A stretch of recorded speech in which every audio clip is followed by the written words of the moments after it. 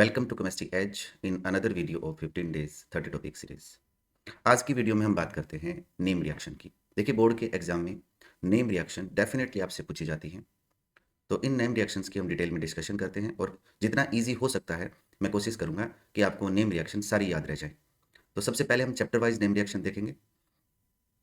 देखिए, सबसे पहला चैप्टर आपका हेलो एल्केन और हेलो एरिन्स है, जिसमें अगर मैं सबसे पहले जो दो रिएक्शंस मैंने ली हैं, एक फिंकेल्स्टीन रिएक्शन और दूसरी स्वार्ट्स रिएक्शंस हैं। ये दोनों ही रिएक्शंस हैलोजन एक्सचेंज रिएक्शन कहलाती हैं,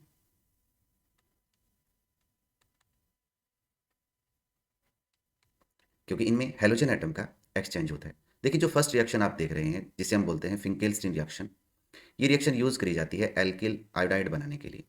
अब आप किससे बनाते हैं? इसके लिए आप एल्किल क्लोराइड या फिर एल्किल ब्रोमाइड को यूज़ कर सकते हैं। इसकी रिएक्शन करवाई जाती है सोडियम आयोडाइड के साथ in the presence of dry acetone, यानी ड्राई एसीटोन की प्रेजेंस में सोडियम आयोडाइड एल्किल क्लोराइड या एल्किल ब्रोमाइड के साथ रिएक्ट जब करता है तो आपको as a product alkyl iodide मिलता है। देखिए, इस रिएक्शन में हम फ्लोरीन एटम का एक्सचेंज नहीं कर सकते हैं, क्योंकि फ्लोरीन मोर रिएक्टिव होता है, बहुत ज़्यादा रिएक्टिव होता है। इसलिए ये क्या करता है, जो हाइड्रोकार्बन में हाइड्रोजन होते हैं उनको एब्स्ट्रैक्ट कर लेता है। इसलिए फ्लोरीन यानी एल्किल फ्लोराइड बनाने के लिए हम स्वार्ट्स रिएक्शन का यूज़ करते हैं। यहाँ क्या किया जाता है? देखिए, जो भी आपका एल्किल हैलाइड है उसकी रिएक्शन मेटल फ्लोराइड के साथ करवाई जाती है। मेटल फ्लोराइड के लिए आप कोबाल्ट ट्राइफ्लोराइड, एंटीमनी ट्राइफ्लोराइड या मर्करी फ्लोराइड, मर्क्यूरस फ्लोराइड जो है आप इनको यूज़ कर सकते हैं। तो यहाँ जो प्रोडक्ट मिलेगा आपको एल्काइल फ्लोराइड मिलेगा और इस रिएक्शन को क्या कहा जाता है? स्वार्ट्स रिएक्शन कहा जाता है। तो जब भी हैलोजन एक्सचेंज रिएक्शन पढ़ें, दोनों रिएक्शंस को साथ पढ़ें। नेक्स्ट देखिए, नेक्स्ट है आपकी हुंस डीकर रिएक्शन। यहाँ क्या किया जाता है? जो भी आपके कार्बोक्सिलिक एसिड हैं उनके सिल्वर सोल्ट, ये मैंने कार्बोक्सिलिक एसिड का सिल्वर सोल्ट लिया, इसकी रिएक्शन हमने करवाई ब्रोमीन के साथ in the presence of CCl4, यानी कार्बन टेट्रा क्लोराइड जो है उसकी प्रेजेंस में हम रिएक्शन करवाते हैं। तो यहाँ से बनेगा आपका alkyl bromide plus carbon dioxide यहाँ से निकल जाएगी और AgF निकल जाएगा, सॉरी AgBr। इस रिएक्शन को बोला जाता है हुंस डीकर रिएक्शन। देखिए, जो भी आपका कार्बोक्सिलिक एसिड का सोल्ट है उससे एक कार्बन कम मिलेगा आपको एल्किल हैलाइड के अंदर। नेक्स्ट रिएक्शन आपकी है डाई एजोटाइजेशन रिएक्शन, क्योंकि हम इस रिएक्शन में जो बेंजीन डाइएजोनियम सोल्ट जो बनाते हैं उसका यूज हम तीन तरह की रिएक्शंस में करेंगे। तो सबसे पहले हम देखते हैं कि डाई एजोटाइजेशन रिएक्शन क्या होती है। देखिए, इस रिएक्शन में हम अपने लैब में डेफिनेटली बनाया भी होगा, एनिलीन की रिएक्शन करवाते हैं नाइट्रस एसिड के साथ, जो कि आपका HNO2 होता है इन द प्रेजेंस ऑफ HCl। देखिए, क्योंकि हाईली अनस्टेबल होता है इसलिए during the course of reaction इसे बनाया जाता है। इसके लिए यहाँ आप sodium nitrite plus HCl use करते हैं। टेम्परेचर आपका 0 से 4 डिग्री सेंटीग्रेड होना चाहिए, लोअर टेम्परेचर। देखिए, आपको याद भी होगा कि जब आपने लैब में बेंजीन डाइअज़ोनियम सोल्ट बनाया था डाई वगैरह बनाने के लिए, तो वहाँ पर आपने आइस का यूज़ किया था। तो यहाँ से जो कंपाउंड बनता है उसे बोला जाता है बेंजीन, ये आपकी बेंजीन, ये एजो कम ग्रुप हो गया और ये क्लोराइड आ जाएगा, बेंजीन डाइअज़ोनियम क्लोराइड या बेंजीन डाइअज़ोनियम हैलाइड इसको बोलते हैं। इसका यूज़ हम दो तरह की रिएक्शंस में करेंगे। देखिए, पहली रिएक्शन आपकी गाटरमान रिएक्शन है, दूसरी है आपकी सैंडमेयर रिएक्शन। इन रिएक्शंस में थोड़ा थोड़ा डिफरेंस है। देखिए, मैं यहाँ सबसे पहले लेता हूँ बेंजीन डाइअज़ोनियम क्लोराइड। अगर मैं इसकी रिएक्शन करवाता हूँ CuCl के साथ, तो देखिए बेंजीन रिंग पर एक क्लोरीन एटम आ जाएगा, यानी क्लोरोबेंजीन बन जाएगी। अगर यहीं पर मैं CuBr के साथ रिएक्शन करवाता हूँ तो ब्रोमोबेंजीन बनेगी। और इन रिएक्शंस को कहा जाता है सैंडमेयर रिएक्शन। देखिए, अगेन यहाँ पर हमने फ्लोरीन नहीं लगाया, क्योंकि फ्लोरीन के लिए हम फिर एक डिफरेंट रिएक्शन पढ़ेंगे। अगर आप कॉपर प्लस HCl के साथ रिएक्शन करवाते हैं तो क्लोरोबेंजीन बनेगी, और अगर आप कॉपर प्लस HBr के साथ रिएक्शन करवाते हैं तो ब्रोमोबेंजीन बनेगी। और इन रिएक्शंस को कहा जाता है गाटरमान रिएक्शन। तो देखिए, दोनों रिएक्शंस आप साथ याद करें हमेशा, सैंडमेयर रिएक्शन और गाटरमान रिएक्शन। हालांकि यहाँ पर पोटेशियम आयोडाइड अगर लेंगे तो आयोडाइड रिप्लेस हो जाएगा। अभी हम एल्किल हैलाइड के पर्सपेक्टिव में पढ़ रहे हैं। सेकंड है, अगर आपको बनाना है फ्लोरोबेंजीन, तब आप क्या करेंगे? देखिए इस केस में जो आपका फ्लोरोबोरिक एसिड होता है उसको यूज किया जाता है और इस रिएक्शंस को कहा जाता है बेल्ज सीमान रिएक्शन। तो इन तीनों रिएक्शंस को आप एक साथ पढ़ें। तो देखिए टोटल 5 ऐसी रिएक्शंस मैंने आपको बताई। पहली रिएक्शन आपकी फिंकेल्स्टीन थी, दूसरी आपकी स्वार्ट्ज रिएक्शन थी फ्लोरीन के लिए, थर्ड रिएक्शन आपकी सेंडमेयर रिएक्शन है, फोर्थ आपकी गटरमान रिएक्शन है और फिफ्थ जो रिएक्शन है वो बेल्ज सीमैन रिएक्शन है। यहाँ हम फ्लोरोबोरिक एसिड का यूज़ करते हैं फ्लोरीन एटम को यहाँ पर बेंजीनिंग पर लगाने के लिए, यानी फ्लोरोबेंजीन बनाने के लिए। तो इन पांचों रिएक्शंस को आप एक साथ पढ़े तो आपको डेफिनेटली याद रह जाएंगे। नेक्स्ट अगर हम बात करें रिएक्शन की, तो वो है वुड्स रिएक्शन। देखिए यहाँ पर भी हम एक नहीं 3 रिएक्शन एक साथ पढ़ेंगे, Wurtz reaction, Wurtz Fittig reaction और फिटिंग रिएक्शन। देखिए वुड्स रिएक्शन के अंदर आप एल्किल हैलाइड की रिएक्शन सोडियम के साथ करवाते हैं in the presence of ether, in the presence of ether.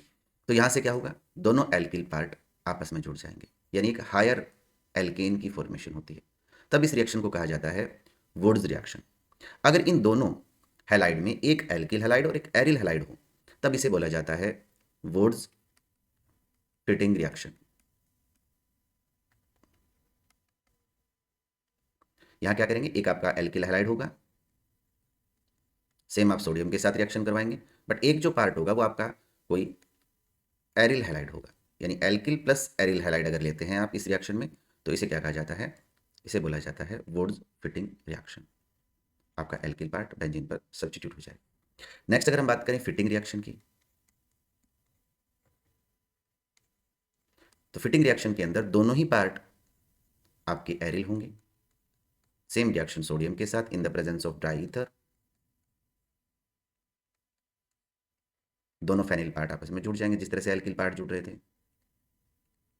तो ये जो रिएक्शंस वुड्स है इसे आप अकेला ना पढ़ें, 3 रिएक्शन एक साथ पढ़ें, Wurtz reaction, Wurtz Fittig reaction और फिटिंग रिएक्शन। नेक्स्ट देखते हैं। नेक्स्ट हमने जो रिएक्शंस ली है वो है आपका एल्कोहल, फिनोल और ईथर चैप्टर से। कुछ रिएक्शंस अगर बचेंगे तो हम लास्ट में उनकी बात करेंगे। अभी मैं उन रिएक्शंस की बात कर रहा हूँ जो एक दूसरे के साथ कनेक्टेड है और आप इजीली जिनको याद रख सकते हैं। नेक्स्ट रिएक्शन आपकी है राइमर टिमान रिएक्शन। देखिए राइमर टिमान रिएक्शंस में हम फिनोल की रिएक्शन करवाते हैं क्लोरोफॉर्म के साथ। देखिए 3 क्लोरीन एटम है तो 3 NaOH यूज होते हैं यहाँ पर। फर्स्ट आपका एक इंटरमीडिएट बनता है,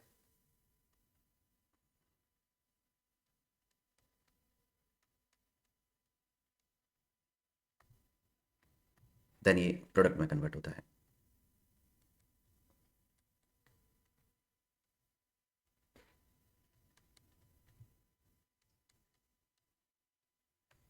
अगेन जब आप एसिडिफाई करते हैं यानी वर्कअप करते हैं रिएक्शन के ऊपर, तो आपको ortho hydroxy benzaldehyde as a product मिलता है। ऑर्थो पोजीशन पर हाइड्रोक्सी ग्रुप है, बेंजल्डिहाइड है, तो ऑर्थो हाइड्रोक्सी बेंजल्डिहाइड, या फिर इसे बोला जाता है सैलिसिल्डिहाइड। अगर आप यहाँ पर क्लोरोफॉर्म ना यूज करके CCl4 अगर यूज करते हैं तो 4 मोल NaOH यूज होंगे और आपको जो प्रोडक्ट मिलेगा वो मिलेगा ये ऑर्थो हाइड्रोक्सी बेंजोइक एसिड। इसे बोला जाता है सैलिसिलिक एसिड। काफी इंपॉर्टेंट रिएक्शन है ये। फिनोल की रिएक्शन क्लोरोफॉर्म के साथ in the presence of alkali यानी NaOH की प्रेजेंस में क्या बनता है, सैलिसिल्डिहाइड बनता है। अगर आप कार्बन टेट्राक्लोराइड यूज करते हैं तो सैलिसिलिक एसिड बनता है। नेक्स्ट रिएक्शन की अगर हम बात करें तो वो है आपकी Williamson synthesis. Williamson ether synthesis इसे बोला जाता है। यहाँ पर हम ईथर का सिंथेसिस करते हैं। तो देखिए रिएक्शन करवाई जाती है एल्किल हैलाइड की सोडियम एल्कोक्साइड या सोडियम फिनोक्साइड के साथ। तो यहाँ पर सब्स्टिट्यूशन रिएक्शन होती है, न्यूक्लियोफिलिक सब्स्टिट्यूशन रिएक्शन, और एज ए रिजल्ट अगर मैं इसे थोड़ा डिफरेंट करना चाहूँ R- लिख देता हूँ, तो आपका ईथर की फॉर्मेशन होती है। यानी जब आप एल्किल हैलाइड की रिएक्शन किसी भी बेस सोडियम एल्कोक्साइड या सोडियम फिनोक्साइड के साथ करवाते हैं तो किसकी फॉर्मेशन होती है, ईथर की फॉर्मेशन होती है, और इस रिएक्शन को बोला जाता है विलियमसन सिंथेसिस। अब यहाँ पर ध्यान क्या रखना है, देखिए क्योंकि आप पढ़ चुके हैं कि जो एल्किल हैलाइड है वो प्राइमरी, सेकेंडरी और टर्सरी हो सकते हैं। अगर मैं यहाँ पर कोई भी एक टर्सरी एल्किल हैलाइड ले लेता हूँ और इसकी रिएक्शन मैं करवा देता हूँ सोडियम एल्कोक्साइड के साथ। यहाँ पर हमने सोडियम मेथोक्साइड लिया है। तो देखिए जनरली हमने पढ़ा हुआ है कि विलियमसन सिंथेसिस है, ईथर बन जाएगा, लेकिन नहीं। यहाँ पर आपने जो एल्किल हैलाइड लिया है वो कौन सा है? टर्सरी एल्किल हैलाइड है। और जब टर्सरी एल्किल हैलाइड होंगे या फिर सेकेंडरी एल्किल हैलाइड अगर आपको मिले और स्ट्रॉन्ग आपका न्यूक्लियोफाइल हो, तो उस केस में एलिमिनेशन रिएक्शन हो जाती है। बस यहाँ पर ये ध्यान रखना है। तो अब यहाँ पर जब एलिमिनेशन होगा तो यहाँ से एक हाइड्रोजन एटम एब्स्ट्रैक्ट होगा और एल्कीन की फॉर्मेशन हो जाती है। ये आपका मेजर प्रोडक्ट बनेगा इन केस ऑफ सेकेंडरी और टर्सरी एल्किल हैलाइड। लेकिन अगर यहाँ पर प्राइमरी एल्किल हैलाइड हो और जो एल्कोक्साइड आयन है, इवन चाहे वो आपका टर्सरी हो, तब यहाँ पर सब्स्टिट्यूशन रिएक्शन ही होगी और क्या बनेगा आपका? ईथर बनेगा। बस इन दो बातों को ध्यान रखना है कि जो आपका एल्कोक्साइड है वो टर्सरी हो सकता है, प्राइमरी हो सकता है, सेकेंडरी हो सकता है, लेकिन जो एल्किल हैलाइड है वो आपका प्राइमरी होना चाहिए। अगर सेकेंडरी और टर्सरी है तो वहाँ पर एलिमिनेशन रिएक्शन हो जाएगी और एल्कीन बन जाएगी। तो इसी तरह की कम्पिटिटिव जो रिएक्शंस होती हैं वो आपसे एग्जाम में जनरली पूछी जाती हैं। नेक्स्ट रिएक्शन की बात करते हैं जो कि आपकी स्टीफन रिएक्शंस हैं। देखिए स्टीफन रिएक्शन की अगर हम बात करें तो इस रिएक्शन से आप केवल एल्डिहाइड प्रिपेयर कर सकते हैं। तो इस चैप्टर में मैं दो बातें और बता देता हूँ आपको कि आपसे केवल इस तरह की रिएक्शन भी पूछी जाती हैं जिनसे केवल एल्डिहाइड बने या फिर केवल कीटोन बने। तो आप सेपरेट याद रखें रिएक्शंस को। किसकी रिएक्शन करवाई जाती है? देखिए यहाँ पर एल्किल नाइट्राइल की रिएक्शन करवाते हैं। जो रिएक्शन करवाई जाती है वो करवाई जाती है SnCl2 यानी स्टेनस क्लोराइड प्लस HCl की प्रेजेंस में। तो होता क्या है, ये स्टेनस क्लोराइड स्टेनिक क्लोराइड में टेट्राक्लोराइड में कन्वर्ट होता है प्लस 2H पॉजिटिव आयन, और ये करते हैं इसे पार्शियली रिड्यूस। तो जब पार्शियली इसका रिडक्शन होगा यानी SnCl2 प्लस HCl अगर आप लेंगे तो एल्किल नाइट्राइल का पार्शियली रिडक्शन होगा और पार्शियली रिडक्शन होने से इमाइन बनती है which on hydrolyse. Acidic hydrolysis जब हम करवाएंगे तो जनरली आप इसको ऐसे जोड़ दीजिए बस। तो यहाँ से अमोनिया जो है वो निकल जाएगी और आपका एल्डिहाइड की फॉर्मेशन हो जाएगी। ये आपकी एल्डिहाइड बनाने का मेथड है। नेक्स्ट अगर मैं रिएक्शन की बात करूँ जो कि आपकी एटार्ड रिएक्शन है, तो इस तरह की रिएक्शंस में हम क्या करते हैं जनरली, जो आपकी टोलुइन है इसकी रिएक्शन आप करवाते हैं क्रोमिल क्लोराइड के साथ यानी CrO2Cl2 के साथ। तो यहाँ पर एक इंटरमीडिएट बनता है, अगर आप ध्यान रख सकते हैं तो आप ध्यान रखिए, जो कि आपका बनता है, देन यहाँ पर आप CH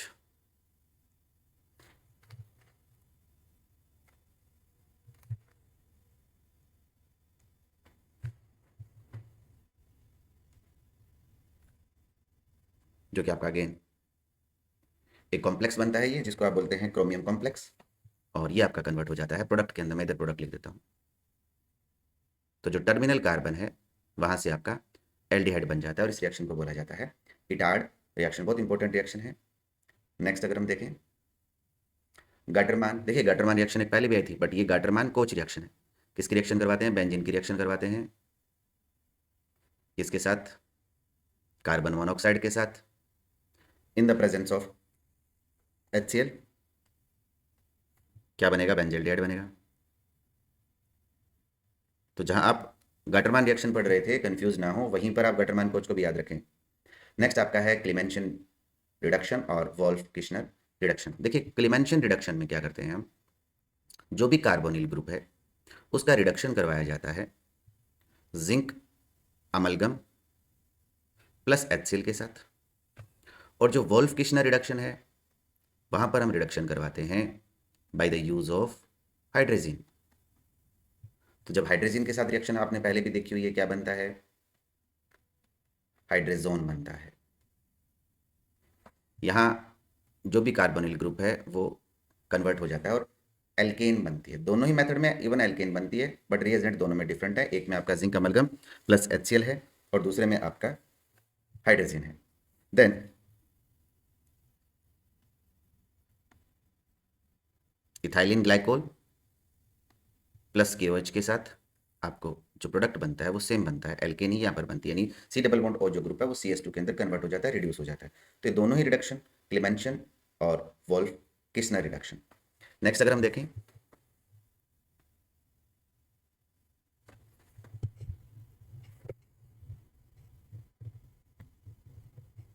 हेलोफॉर्म रिएक्शन। देखिए सबसे पहले हम बात करते हैं कि हेलोफॉर्म रिएक्शंस क्या चीज़ है। आप किन की रिएक्शंस करवा सकते हैं? देखिए एक तो एल्डिहाइड है आपका CH3CHO, जो कि ये रिएक्शन देता है, केवल ये सिंगल एल्डिहाइड है। दूसरा मिथाइल कीटोन, जिनके पास ये ग्रुप हो वो ये रिएक्शन देंगे। एक बार बोर्ड के एग्जाम में ऑब्जेक्टिव क्वेश्चन दिया गया था, 4 आपको कंपाउंड दिए गए थे और ये पूछा गया था कि इनमें से हेलोफॉर्म रिएक्शन कौन नहीं देगा। अब एक चीज़ आपको ये ध्यान रखनी पड़ेगी कि देखिए ये जो एल्कोहल है, क्योंकि ये इसमें आसानी से कन्वर्ट हो सकता है, इसलिए ये भी हेलोफॉर्म रिएक्शन देता है। देखिए सिंगल एल्डिहाइड मैंने आपको बताया, एथेनिल या एसिटिल्डिहाइड, इस तरह के मिथाइल कीटोन जिनमें कीटोनिक यानी कार्बोनिल ग्रुप के ऊपर मिथाइल जुड़ा होना चाहिए, और ये आपका एक सेकेंडरी एल्कोहल आप देख पा रहे हैं, ये हेलोफॉर्म रिएक्शन देता है। अब रिएक्शन किसके साथ करवाई जाती है? तो रिएक्शन करवाई जाती है सोडियम हाइपोहैलाइड के साथ, सोडियम हाइपोहैलाइड के साथ। और सोडियम हाइपोहैलाइड बनाने के लिए आप NaOH प्लस X2 का यूज़ करते हैं, यानी हैलोजन प्लस एल्केली आप यूज़ करते हैं। अब ये रिएक्शन कैसे होती है? देखिए मान लीजिए मैंने यही रिएक्शन करवाई है,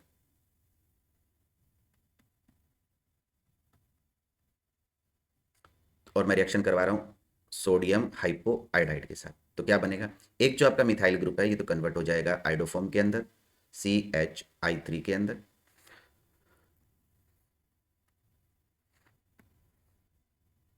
ये आपका CHI3 आइडोफॉर्म बना देगा। दूसरा जो पार्ट है वो ऑक्सीडाइज हो जाएगा CH3COONA के अंदर। तो ये जो बनता है ये येलो कलर का प्रेसिपिटेट होता है। इसलिए आप इस रिएक्शन का यूज़ इस तरह के जो फंक्शनल ग्रुप हैं उनको डिटेक्ट करने में कर सकते हैं। रिएक्शन का नाम है हेलोफॉर्म रिएक्शन।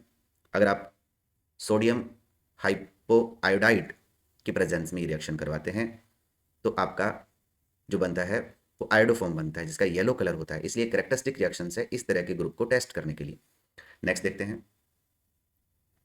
नेक्स्ट आपका एल्डोल कंडेंसेशन आता है। देखिए सबसे पहले हम बात करते हैं कि कौन जो आपके एल्डिहाइड या कीटोन हैं जो एल्डोल कंडेंसेशन देते हैं। तो जिनके पास अल्फा हाइड्रोजन एटम प्रेजेंट होते हैं वो ये रिएक्शन देते हैं, यानी कि जो आपका कार्बोनिल ग्रुप है उसके पास वाले कार्बन एटम पर एक, यानी इसको कार्बन को हम अल्फा कहेंगे, तो ये हाइड्रोजन एटम होना चाहिए इसके ऊपर। सेकंड किसकी प्रेजेंस में करवाई जाती है? ये रिएक्शन करवाई जाती है डाइल्यूट एल्कली की प्रेजेंस में, यानी डाइल्यूट NaOH आप यूज़ कर सकते हैं, आप KOH यूज़ कर सकते हैं, बट डाइल्यूट कंडीशन के अंदर। क्या है रिएक्शन? देखिए जब भी आप रिएक्शन करवाते हैं, मान लीजिए मैंने ये ले लिया कंपाउंड एसिटिल्डिहाइड, इसकी रिएक्शन करवाएंगे हम इन द प्रेजेंस ऑफ एल्केली, यानी डाइल्यूट एल्केली की प्रेजेंस में, तो मैंने लिखा डाइल्यूट NaOH। क्या होगा इस रिएक्शन के दौरान? जो एक आपका मॉलिक्यूल है उसका अल्फा कार्बन दूसरे के कार्बोनिल कार्बन के साथ जुड़ जाएगा। ये कार्बोनिल कार्बन है दूसरे का, उसके साथ ये जुड़ जाएगा। कौन? जो एक मॉलिक्यूल है उसका अल्फा कार्बन। तो यहाँ अगर मैं बात करूँ तो ये आपका अल्फा कार्बन एटम है, ये अगर मैं देखूँ तो कार्बोनिल कार्बन है। तो इस एटम को यहाँ पर आप जोड़ देंगे। होता क्या है कि जो NaOH है वो इसके अल्फा कार्बन को, अल्फा हाइड्रोजन को जो कि एसिडिक होता है, एब्स्ट्रैक्ट करके इसको एक न्यूक्लियोफाइल में कन्वर्ट कर देता है। किस तरह से? कि ये आपका H जब यहाँ से निकलेगा तो ये कन्वर्ट हो जाएगा एक न्यूक्लियोफाइल के अंदर, और ये न्यूक्लियोफाइल क्या करता है? कार्बोनिल कार्बन के ऊपर अटैक करता है। तो देखिए यहाँ से जो बनेगा वो ये है CH3CHOH CS2 and CHO। Again जब आप इसको एसिड के साथ गर्म करते हैं तो यहाँ से वाटर का एलिमिनेशन होता है, OH यहाँ से निकलता है और H यहाँ से निकलता है, यानी अल्फा और ये बीटा। तो अल्फा और बीटा जो कार्बन है उनके बीच में एक मल्टीपल बॉन्ड की फॉर्मेशन हो जाती है, और इसे कहा जाता है अल्फा बीटा अनसैचुरेटेड एल्डिहाइड या फिर अल्फा बीटा अनसैचुरेटेड कीटोन, अगर आप कीटोन लेकर के ये रिएक्शन करवा रहे हैं। देखिए इसी के साथ साथ आप एल्डोल कंडेंसेशन के साथ साथ क्रॉस एल्डोल कंडेंसेशन भी याद रखेंगे। क्रॉस एल्डोल में क्या होगा? जो पार्टिसिपेट करने वाले एल्डिहाइड हैं वो दोनों डिफरेंट होंगे, किस तरह से, जैसे एक एग्जांपल मैं दिखा सकता हूँ आपको, जैसे CH3CH हो गया, एक तो मैंने ये यूज़ किया, दूसरा मैंने इसके साथ साथ ये यूज़ किया CH3CH2 एंड CHO। अब यहाँ पर क्या होगा, मैंने एक पीछे आप देखेंगे तो मैंने एक जगह पर अल्फा कार्बन से हाइड्रोजन को हटा के न्यूक्लियोफाइल बनाया था और उसने दूसरे मॉलिक्यूल के ऊपर अटैक किया था। तो यहाँ क्या क्या पॉसिबिलिटी हो सकती है, देखिए ये कार्बन भी अल्फा जिस पर हाइड्रोजन है, ये कार्बन भी है जिसके ऊपर हाइड्रोजन, अल्फा कार्बन है जिस पर हाइड्रोजन है। तो पहली कंडीशन क्या है, देखिए ये जो अल्फा कार्बन है ये इसके कार्बोनिल कार्बन पर अटैक कर दे, एक प्रोडक्ट बन गया। ये इसके ऊपर अटैक कर दे, सेकेंड प्रोडक्ट बन गया। ये अल्फा कार्बन यानी इसी का दूसरा मॉलिक्यूल इसी के कार्बन पर अटैक कर दे, तीसरा प्रोडक्ट बन गया। इसी का जो न्यूक्लियोफाइल बना हुआ है वो इसी के ऊपर अटैक कर दे, तो चार तरह के प्रोडक्ट बनने की पॉसिबिलिटी हो सकती है। मैं वन बाय वन बना देता हूँ। पहले मैं इसको कन्वर्ट करता हूँ न्यूक्लियोफाइल में और इसके ऊपर अटैक करवाता हूँ। तो देखिए प्रोडक्ट आपका बनेगा CH3CH2, ये आपका कार्बोनिल कार्बन और ये कन्वर्ट हो जाएगा OH के अंदर। देन ये अल्फा कार्बन यहाँ ऐड हो जाएगा, ये आपका पहला प्रोडक्ट हो गया। दूसरा मैं इसके अल्फा कार्बन को इसके ऊपर ऐड कर देता हूँ, तो देखिए ये हो गया CH3, ये आपका कार्बोनिल कार्बन हो गया, ये इसका अल्फा कार्बन एटम हो गया जिस पर एक CH3 है, देन CHO, ये दूसरा आपका प्रोडक्ट हो गया। तीसरा इसी का न्यूक्लियोफाइल बने और इसी के कार्बोनिल कार्बन पर अटैक कर दे, तो तीसरा प्रोडक्ट ये हो गया CH3।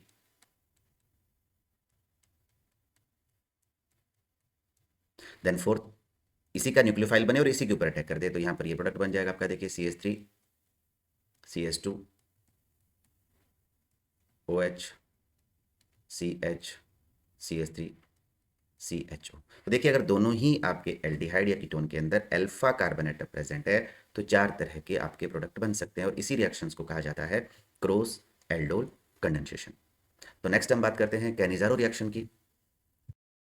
तो कैनिजारो रिएक्शन की अगर हम बात करें तो कैनिजारो रिएक्शंस देते हैं ओनली एल्डिहाइड, बट किस तरह के एल्डिहाइड, जिनके पास अल्फा हाइड्रोजन एटम एब्सेंट होता है, नंबर वन। सेकंड, यहाँ जो रिएक्शन करवाई जाती है वो कंसंट्रेट एल्कली की प्रेजेंस में करवाई जाती है, जबकि एल्डोल कंडेंसेशन आपने देखा था डाइल्यूट एल्किल की प्रेजेंस में था। वहाँ पर ऐसे एल्डिहाइड और कीटोन यूज किए गए थे जिनके अंदर अल्फा हाइड्रोजन एटम प्रेजेंट होता है, तो ये डिफरेंस भी याद रखें। सेकंड होता क्या है यहाँ पर, इस तरह के एल्डिहाइड देखिए जिन इसके पास तो अल्फा कार्बन एटम ही नहीं है तो हाइड्रोजन होगा कहाँ पर, एक ही आपका एग्जाम्पल हो गया।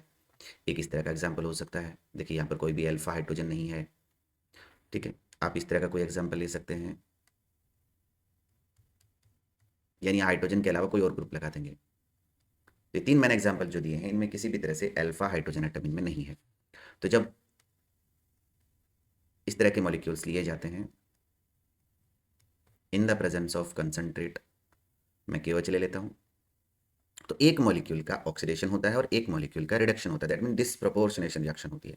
तो एल्डिहाइड है, अगर इसका रिडक्शन हुआ तो आपको पता है एल्कोहल बनेंगे, और अगर ऑक्सीडेशन हुआ तो बनेंगे आपके एसिड, क्योंकि यहाँ पर आपने बेस लिया है इसलिए आपको सोल्ट मिलेगा। एसिड ना मिलके एसिड का सोडियम या फिर पोटेशियम सोल्ट आपको मिलता है। तो यहाँ पर एक मॉलिक्यूल को ऑक्सीडाइज करना है और एक मॉलिक्यूल को रिड्यूस करना है, तो ये रिएक्शन आपकी कहलाती है कैनिजारो रिएक्शन।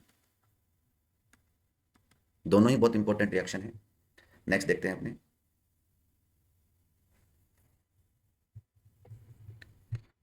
देखिए कुछ और इंपॉर्टेंट रिएक्शंस की हम बात करते हैं जिनमें फर्स्ट रिएक्शन है होफमान ब्रोमेमाइड डिग्रेडेशन मेथड।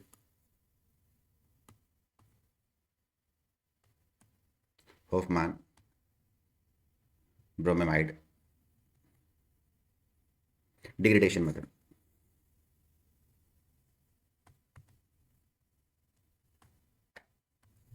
नाम से देखिए एमाइड, यानी हम रिएक्शन किसकी करवाएंगे, एमाइड की रिएक्शन करवाएंगे। ये आपका एमाइड हो गया। किसके साथ करवाएंगे, नाम में लिखा हुआ है ब्रोमीन के साथ करवाएंगे Br2। किसकी प्रेजेंस में करवाते हैं, तो ये NaOH की प्रेजेंस में रिएक्शन करवाते हैं, 4NaOH मॉलिक्यूल यहाँ पर यूज होता है। होगा क्या, डिग्रेडेशन हो जाएगा, यानी कि प्राइमरी एमाइन बनेंगी। तो इस रिएक्शन को कहा जाता है होफमान ब्रोमेमाइड डिग्रेडेशन मेथड। अब अगर नेक्स्ट बात करें, इस मेथड से सेकेंडरी और टर्सरी एमीन नहीं बनाई जा सकती हैं, केवल और केवल प्राइमरी एमीन बनाई जाती हैं। सेकंड अगर हम बात करें, बहुत ही शानदार रिएक्शन है जिसको बोला जाता है कार्बिल एमाइन रिएक्शन। क्यों मैं इंपॉर्टेंट कह रहा हूं, देखिए आप सबने भोपाल गैस ट्रेजेडी का नाम सुना होगा,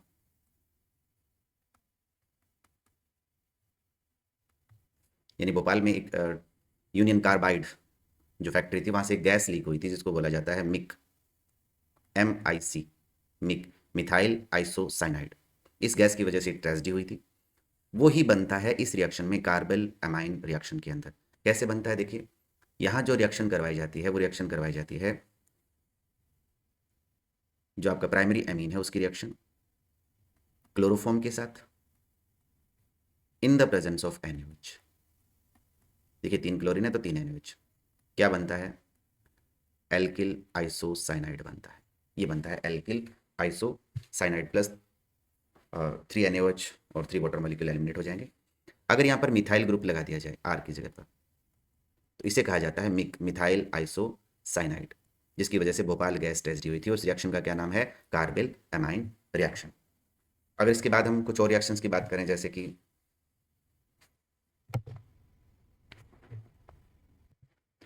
तो मैं एक और शानदार आपको नेक्स्ट रिएक्शन करवा देता हूँ जिसको बोला जाता है HVZ, हेल-वोलार्ड जेलेंस्की रिएक्शन।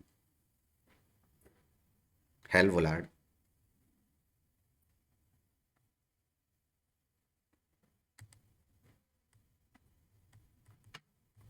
इसकी रिएक्शन देखिए, ये रिएक्शन करवाई जाती है कार्बोक्सिलिक एसिड की, किसके साथ, हैलोजन के साथ, किसकी प्रेजेंस में, इन the presence of red phosphorus.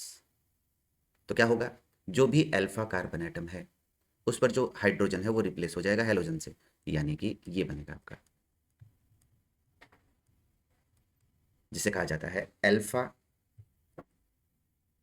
Hello carboxylic acid.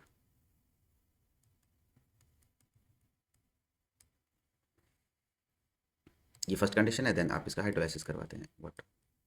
तो देखिए हेल-वोलार्ड जेलेंस्की रिएक्शंस किसकी है, कार्बोक्सिलिक एसिड है, किसके साथ है, हैलोजन के साथ, in the presence of red phosphorus. क्या बनता है, जो अल्फा कार्बन एटम है उस पर जो हाइड्रोजन एटम है उसको हम रिप्लेस कर देते हैं हैलोजन से, तो बन गया आपका अल्फा हेलो कार्बोक्सिलिक एसिड। देखिए ये इंपॉर्टेंट नेम रिएक्शंस थी।